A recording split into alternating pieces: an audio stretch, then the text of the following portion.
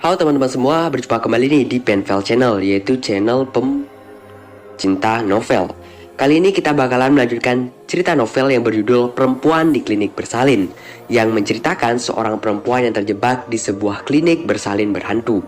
Sekarang kita akan memasuki bab ke-15, Dewi ditemukan.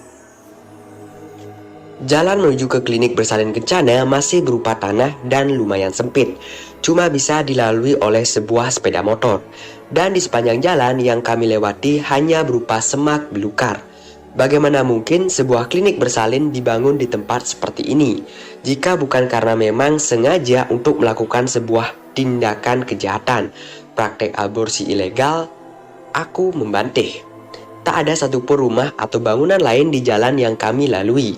Betul-betul tempat yang sangat menyeramkan. Orang lain pasti tak akan pernah mengira kalau ternyata di lokasi seperti ini ada sebuah bangunan klinik bersalin. Jika bukan karena faktor kesengajaan, aku yakin tak mungkin ada orang yang akan melewati jalan itu. Selain orang yang memang sengaja akan ke lokasi perkebunan singkong, orang tak akan mengira kalau di tengah semak belukar berdiri sebuah klinik bersalin yang lumayan megah dan mewah. Menurut cerita Pak Lurah tadi, sangat kontras dengan keadaan di sekelilingnya. Bagaimana Dewi bisa sampai ke tempat seperti ini? Apa sebelumnya dia nggak merasa takut seperti yang aku dan Mas Agung rasakan waktu pertama kali lewat jalan ini kemarin? Atau mungkin bukan klinik bersalin kencana ini yang dia datangi? Bermacam pertanyaan singgah di kepala. Antara merasa heran dan aneh, aku tak habis pikir kenapa Dewi sampai begitu nekat datang ke tempat ini. Padahal dari ujung jalan tadi saja lokasi ini sudah terlihat sangat menyeramkan. Setelah sekitar setengah jam, aku beserta rombongan melewati jalan setapak yang masih berupa tanah merah dan semak belukar. Akhirnya sampailah kami di depan sebuah bangunan yang cukup besar. Bisa dibayangkan kalau bangunan tersebut merupakan bekas sebuah bangunan yang mewah dan megah. Terlihat dari dinding bangunan yang tinggi dan beberapa buah pilar penyangga teras dengan ukuran yang besar dan kokoh.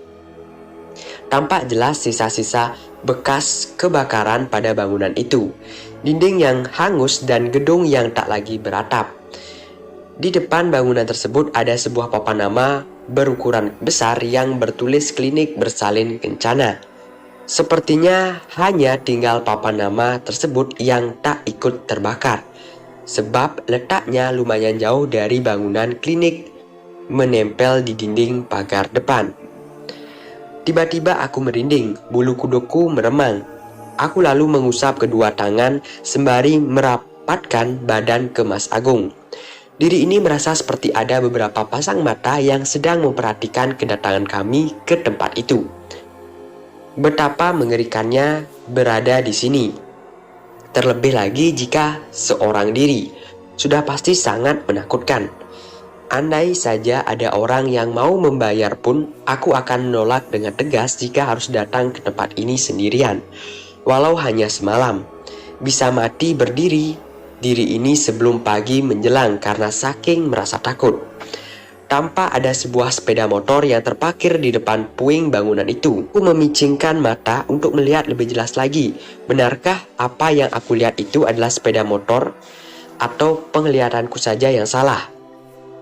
Setelah jarak semakin dekat, ternyata benar apa yang aku lihat. Itu sepeda motor yang dipakai oleh Dewi ketika dia akan berangkat melamar pekerjaan di klinik bersalin kencana 1 minggu yang lalu. Aku menangis sekencangnya sambil memanggil-manggil nama putri sematawayangku itu.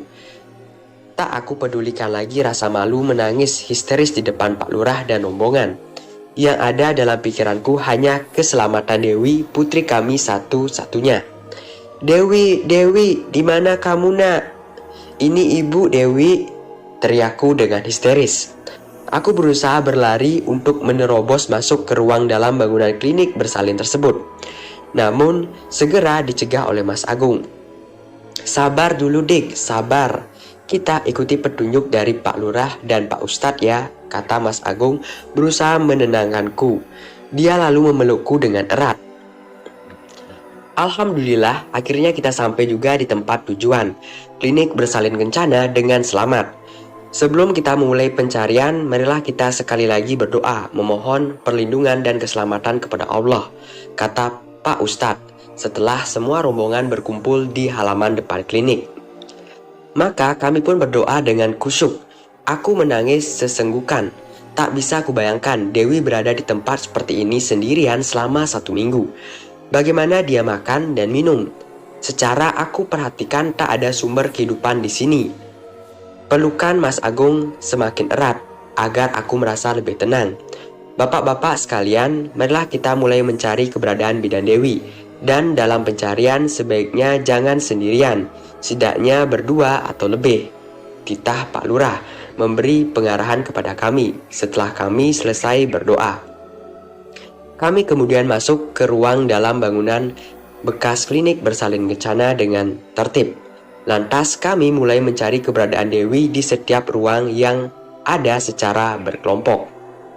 Ada yang 3 orang, 4 orang, dan ada yang hanya berdua saja. Yang penting tidak sendirian, seperti perintah Pak Lurah tadi. Aku dan Mas Agung mencari Dewi bersama dengan Pak Lurah dan Pak Ustadz. Aku masih terus saja menangis. Memasuki bangunan klinik, bulu kuduk di leher dan kedua tangan langsung berdiri, seperti ada seseorang yang sedang memperhatikan kedatangan kami. Begitu menyeramkan, padahal hari masih sore. Seketika aku bergidik. Ku pegang erat tangan Mas Agung. Pak Ustadz kemudian melantunkan bacaan kitab suci Al-Quran, sementara aku membaca doa-doa yang aku bisa. Kami memasuki sebuah ruangan yang terletak paling ujung. Bau tak sedap seketika mengguar tercium sangat tajam. Udara lembab langsung terasa menyentuh permukaan kulit. Tampak olehku seorang perempuan sedang dalam posisi tidur terlungkup di sudut ruangan. Dia nyaris telanjang, hanya mengenakan BH dan celana dalam. Di sebelahnya ada sebuah tas yang aku sangat mengenalnya, yaitu tas milik Dewi. Spontan aku berlari dan memeluk tubuh yang sedang tertidur tak berdaya itu. Aku menangis sejadi-jadinya. Apa sebenarnya yang telah terjadi pada Dewi? Kenapa dia sampai tak mengenakan pakaian? Wajahnya terlihat begitu pucat dan tubuhnya sangat lemah. Mas Agung lalu membuka jaket yang dipakainya dan aku segera mengenakan jaket itu pada Dewi. Ku buka tas Dewi. Di dalamnya ada baju yang dia kenakan waktu akan berangkat ke klinik bersalin kencana ini. Bergegas aku memakaikan rok yang ada di dalam tas milik Dewi tersebut. Masih menangis, berulang kali aku berusaha membangunkan anak sematawayangku itu, tapi dia tetap diam saja, tak bergerak sedikit pun, membuat aku makin histeris. "Dewi, bangun nak! Dewi, bangun sayang!" ucapku dengan berderai air mata sembari menepuk-nepuk kedua pipinya. Pak Ustadz berjongkok. Beliau kemudian membacakan doa-doa sambil mengusapkan tangannya ke wajah Dewi. Pak Lurah keluar ruangan dan memberitahu rombongan bahwa Dewi sudah ditemukan. Tak lama berselang, mereka sudah berkumpul di ruang di mana Dewi ditemukan. Beberapa saat kemudian, Dewi membuka mata perlahan. Kami semua mengucapkan syukur. "Alhamdulillah, akhirnya kamu sadar juga nak," kataku seraya mencium pipinya. Dia menatapku seperti orang yang bingung. Kupeluk dia dengan erat. Mas Agung segera memberikan air minum yang sudah dibacakan doa oleh Pak Ustadz. Sesaat kemudian kami menangis dan dia balas memelukku. "Aku sedang ada di mana, Bu?" tanya Dewi sembari menatapku bingung. "Apa yang telah terjadi? Kenapa banyak orang dan aku berada di tempat ini?" lanjutnya sambil memandang sekeliling ruangan. Kupeluk dia lebih erat lagi. "Tenanglah nak, kamu sudah aman sekarang," ujarku. Pak Lurah beserta staf, Pak Ustadz, dan bapak-bapak sekalian, kami mengucapkan beribu terima kasih atas bantuannya dalam upaya pencarian putri kami yang hilang selama 1 minggu. Dan Alhamdulillah, hari ini sudah ditemukan. Semoga Allah membalas kebaikan bapak sekalian dengan yang lebih baik. Mas Agung mengucapkan terima kasih kepada rombongan setelah Dewi bangun dari tidur panjangnya. "Sama-sama Pak Agung, sudah seharusnya sebagai manusia kita saling tolong-menolong," kata Pak Lurah. Kulihat Dewi mulai pulih kesadarannya. Meski kelihatannya masih bingung, namun dia sudah bisa mengucapkan istighfar berulang kali. Astagfirullahaladzim, astagfirullahaladzim, ucapnya berkali-kali sambil melihat sekeliling. Bersambung.